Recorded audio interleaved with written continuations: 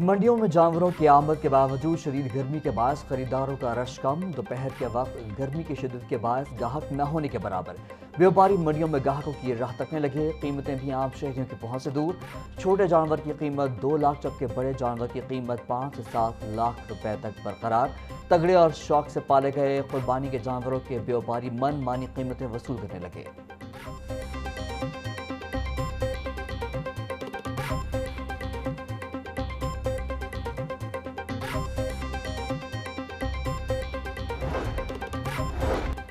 بقرعید قریب آتے ہی خشک مسالہ جاتی قیمتوں میں اضافہ، کالی مرچ 2400، زیرہ 900 روپے کلو میں فروخت، سبز الائچی 12 سے 14,000 روپے کلو تک بک رہی، خشک دھنیا 650، دارچینی 900، لونگ 2800 سے 3,000 روپے کلو میں بکنے لگا، تیز پتہ 700، سرخ مرچ 650 اور گرم مسالہ 2200 روپے کلو میں دستیاب، ہلدی 500 اور انار دانہ 750، سونف 850 روپے کے کلو ہو گئے۔ باکو ورلڈ اربن فورم میں پنجاب پیویلین کا باقاعدہ افتتاح، وزیر اعلیٰ پنجاب مریم نواز نے پیویلین کا افتتاح کیا، متعلقہ حکام نے وزیر اعلیٰ کو مختلف پروگرامز اور پیویلین پر تفصیلی بریفنگ دی۔ افتتاح کے بعد وزیر اعلیٰ مریم نواز نے پنجاب پیویلین میں قائم مختلف سٹالز کا دورہ کیا، سٹال ہولڈر سے انتہائی خوشگوار ماحول میں گفتگو کی اور ان کی حوصلہ افزائی کی۔ وزیر اعلیٰ مریم نواز کا کہنا تھا کہ یہ دورہ ان کے لیے باعث مسرت ہے اور باکو کا دورہ یہاں کی شاندار مہمان نوازی کی وجہ سے ہمیشہ یاد رہے گا۔ وزیر اعلیٰ مریم نواز نے پنجاب پیویلین کے عملے کی شاندار کارکردگی کو سراہا اور ان کی محنت کی تعریف کی۔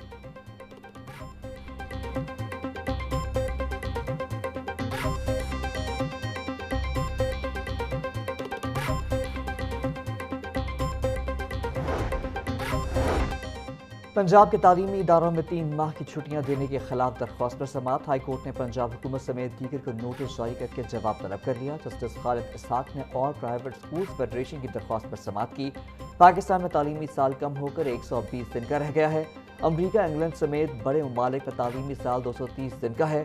3 ماہ تعلیمی ادارے بند کرنے سے طلباء کی پڑھائی شدید متاثر ہوگی، درخواست میں موقف۔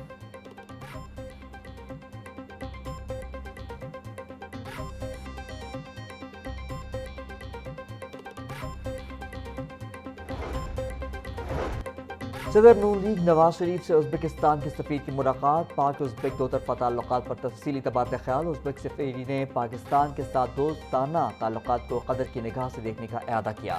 نواز شریف بولے، پاکستان اور ازبکستان کے درمیان تاریخی، مذہبی اور تہذیبی رشتے استوار ہیں۔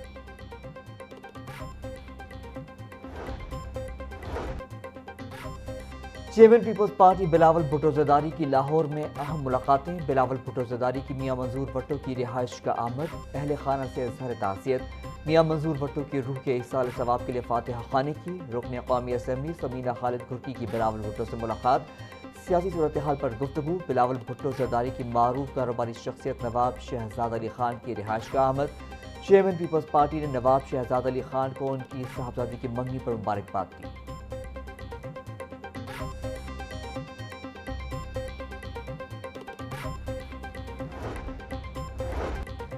اسپیکر پنجاب اسمبلی ملک محمد احمد خان کہتے ہیں، پاک چین سفارتی تعلقات باہمی اعتماد اور مشترکہ مفادات کی روشن مثال ہیں۔ سی پیک نے دونوں ممالک کے اقتصادی تعاون کو نئی جہت دی اور پاکستان کی ترقی میں اہم کردار ادا کیا۔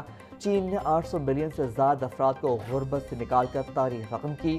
پاکستان کو چین کے ترقیاتی ماڈل اور عوامی فلاح کے تجربات سے سیکھنے کی ضرورت ہے۔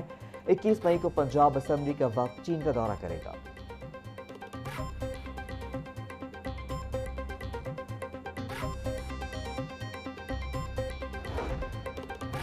ڈائریکٹر نیب نسیم احمد خان کی لاہور چیمبر آف کامرس آمد، صدر فہیم الرحمان سہگل سے ملاقات میں ادارہ جاتی شفافیت اور ڈیجیٹلائزیشن پر گفتگو، نیب اور کاروباری برادری کے روابط مزید مضبوط بنانے پر اتفاق۔ ڈائریکٹر نیب نسیم احمد خان کا کہنا تھا کہ بزنس فیسیلیٹیشن سینٹر تاجروں کے مسائل کے حل میں اہم کردار ادا کر رہے ہیں۔ شفافیت اور ادارہ جاتی بہتری کے لیے ڈیجیٹلائزیشن ناگزیر ہو چکی، معاشی استحکام اور دستاویزی معیشت ہی ملک کی ترقی کی ضامن ہے۔ صدر لاہور چیمبر فہیم الرحمان سہگل بولے، سرکاری اداروں میں ڈیجیٹل نظام سے سرمایہ کاروں کے اعتماد میں اضافہ ہوتا ہے۔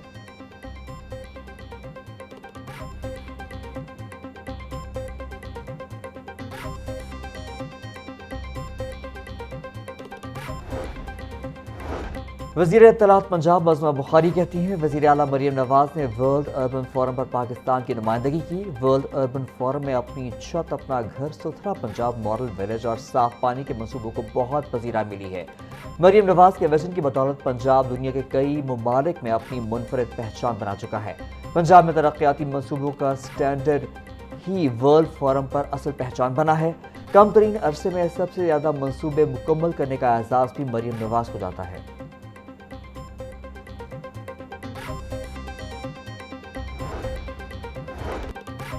پنجاب میں محکمہ اوقاف کی 157 وقف زمینوں پر 8,295 ناجائز قابضین ہونے کا انکشاف۔ محکمانہ دستاویزات نے پول کھول دیا۔ دستاویزات کے مطابق دربار کی جائیداد پر 98، لاہور زون ایسٹ میں 517 ناجائز قابضین ہیں، لاہور زون ویسٹ میں 723، گجرانوالہ زون میں 136 ناجائز قابضین ہیں، فیصل آباد زون میں 1401 اور سرگودا زون میں 806 ناجائز قابضین ہیں۔ رپورٹ کے مطابق بیشتر قابضین کے خلاف عدالت میں مقدمات جاری ہیں۔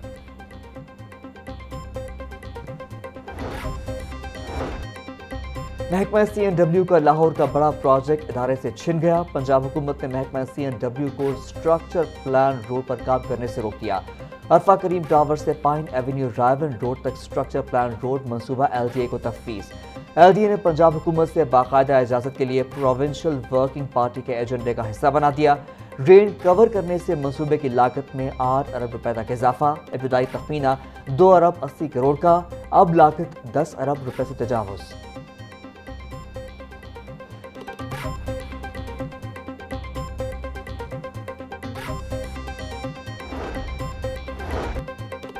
لہر اتھارٹی کے 22 منصوبوں کے بجٹ 2026-27 کے لیے فنڈز تفصیلات سامنے آ گئیں۔ دہلی گیٹ تا اکبری گیٹ کی بحالی کے لیے 1 ارب 54 لاکھ روپے کی رقم رکھی گئی۔ شالیمار باغ کی بحالی کے لیے 20 کروڑ روپے کے فنڈز تجویز۔ انارکلی جین مندر پان گلی کی بحالی پر 50 کروڑ روپے رکھے گئے ہیں۔ چولنٹن مارکیٹ مال روڈ کے پاس زیر زمین پارکنگ کے لیے 20 کروڑ روپے کے فنڈز رکھے گئے۔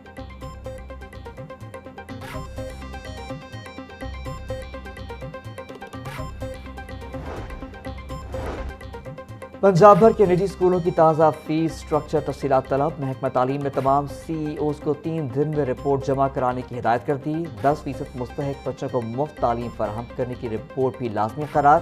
غیر رجسٹرڈ اسکولوں کے خلاف کارروائی کی تفصیلات بھی مانگ لی گئیں۔ تمام CEOs اور DEOs کو دستخط شدہ بکلیٹ جمع کرانے کی ہدایت۔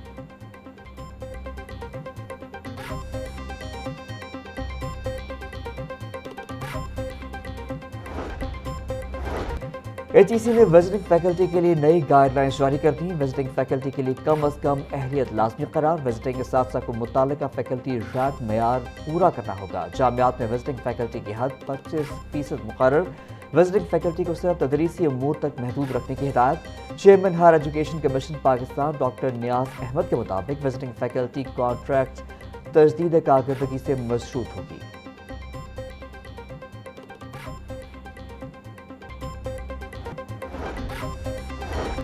پنجاب کی جیلوں کو اصلاحی مراکز میں تبدیل کرنے کا مشن۔ وزیر اعلیٰ پنجاب ٹاسک فورس برائے جیل خانہ جات کا اجلاس۔ پولیس شہداء پیکج کی طرز پر پرزن شہداء پیکج متعارف کروانے کی سفارش۔ افسران و عملے کی خالی اسامیوں پر بھرتیوں کے لیے حکومت سے اجازت طلب کی جائے گی۔ چیئرمین ٹاسک فورس رانا منان خان اور سیکرٹری داخلہ ڈاکٹر احمد جاوید قاضی کی شرکت۔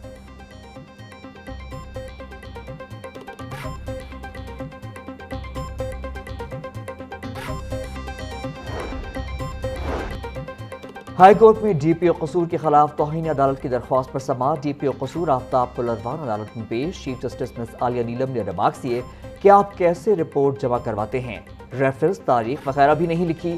DPO قصور نے معذرت کرتے ہوئے آئندہ محتاط رہنے کی یقین دہانی کروائی۔ عدالت نے DPO قصور کے خلاف توہین عدالت کی درخواست نمٹا دی۔